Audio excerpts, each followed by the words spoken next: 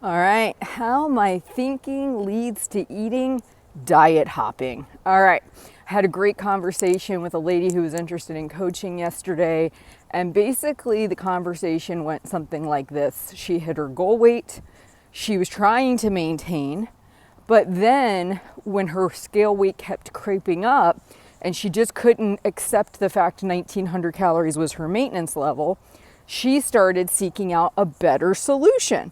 And this is how our lower brain shows up. Something seems wrong. There is a problem. I can't accept 1900 as my maintenance. So now I've got to find a better solution. Oh, you know what? WW has free foods.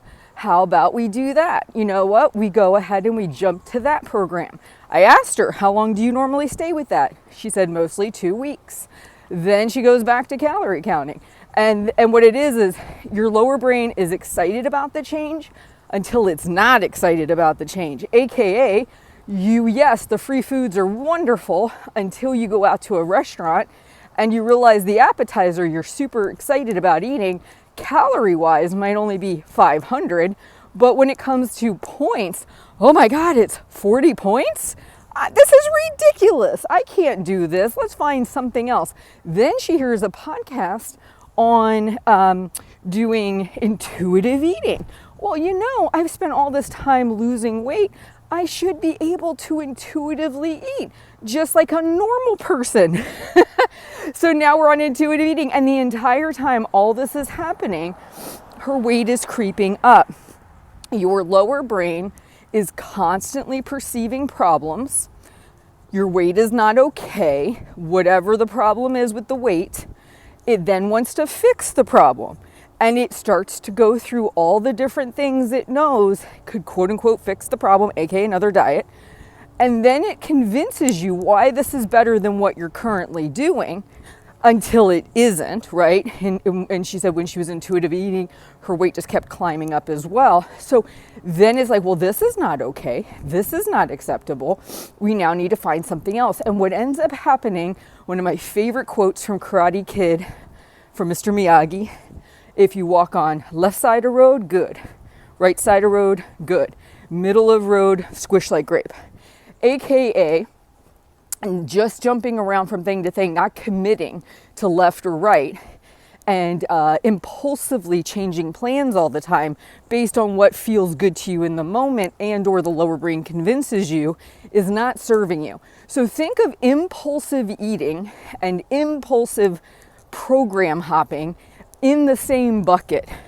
Our lower brain wants to opt out and do what feels good in the moment. Remember, it's looking for a problem to fix, and it doesn't want you to be in discomfort. So if you really want that appetizer that normally would be 500 calories, even though points would be 50 or whatever, it wants to make it acceptable to you. It wants to make it not painful to you. So it's going to suggest you hop from thing to thing to thing. Your job is to parent the lower brain. It's to say, nope, when we decided to do calories, we went to the calendar knowing that this is a problem. We went to the calendar and we said, we're going to stick with calories for a full 30 days.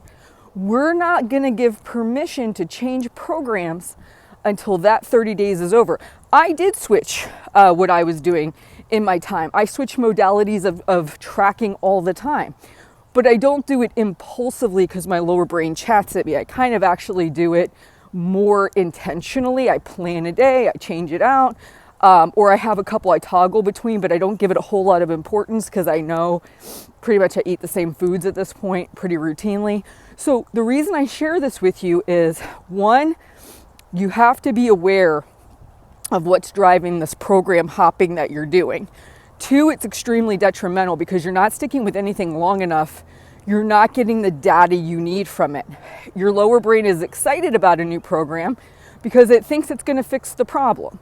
But then when you come up against a hard moment, you can't eat what you want because it's too high in points, or better yet, intermittent fasting. Oh yeah, this is simple. We just skip breakfast, skip lunch, whatever. until it's not. Until somebody invites you out for breakfast or lunch or whatever, and then right away lower brain's like, oh, because it's very black and white. It's either we're going to follow this program or we're not going to follow this program. There is no in between. There's no gray and nuance. This is, by the way, why I talk about creating your own program, because when you break away from that and you speak back to lower brain and say, you know, skipping breakfast sometimes might be a great way to create a calorie deficit. But if I get invited out for breakfast, I'm going to go and I'm going to make that a maintenance day. You now have taken back possession of the plan, of the program. You have said your kind of personal guidelines that you're going to stick to, right? And that's not how lower brains are wired. Lower brains are wired to black and white. We're 100% going to follow the path of whatever this is until it becomes uncomfortable to do so. Then we're going to leave said program and find another one. Your higher brain has to kick in at some point, know what's going on here and say, no, you know what? We could, if we're going to follow WW, we could choose today to let the points fall wherever the points fall. We could have this high point appetizer. It's okay. You take the reins back. You say it's okay. You make the rules. This is imperative. You're searching for an answer. Your lower brain is searching for an answer outside of you. Your answer to this problem is within you. You're the one that's going to have to make the decisions and pull the levers and build this thing to serve you, not the other way around. Of course, that's uncomfortable for a lot of us because we want to put the trust into something else and say, this has worked for so-and-so, so it should work for me. Doesn't work that way. So, things to look out for, program hopping. If you want to get out of that rut, you're the person that I described, you're jumping from thing to thing to thing, you're not making any progress, maybe you're even scale weights climbing because you keep going back and forth. Number one, mark it on the calendar. Just like you would say to your kid, hey kid, I love you. I'm going to take you to go buy a present or a toy on this day. If the kid asked 20 times in between that day, you would say, no, sweetheart, remember we're going on the 30th. We're not going now. You marked on the calendar so the kid can see it, right? Think of your lower brain just the same way. You know, I know you really enjoy program hopping. We're not going to switch any program until this day. Circle it, put a note on it. And then every time it starts to chat at you, oh my God, this is ridiculous. I shouldn't have to spend this amount of points on this. Oh, these calories are absurd. I should have more calories than this, shouldn't I? You know, I love this intuitive eating. Everything tastes so delicious. Wait a minute, my scale weight's going, what am I going to do? Whatever it is you're doing, okay, you give it 30 days. Then you reevaluate. And then you can choose. But what I'd encourage you to do more than anything is what I suggest, which is get a notebook, write down your habits, see what you're eating now, and make your own plan to change your behaviors and habits over time.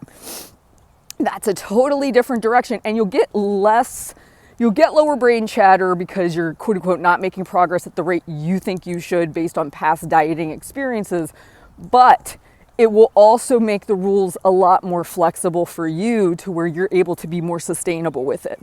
So anyway, these are some thoughts on diet hopping. And then again, lower brains will stick with it probably 2-3 weeks until they come up against real world situations that don't fit whatever you're trying to do. Then it's going to want to push you to do something else. That's where that 30-day calendar comes in. Hey, we're going to wait this 30 days. It will also make you think through what you're committing to more seriously.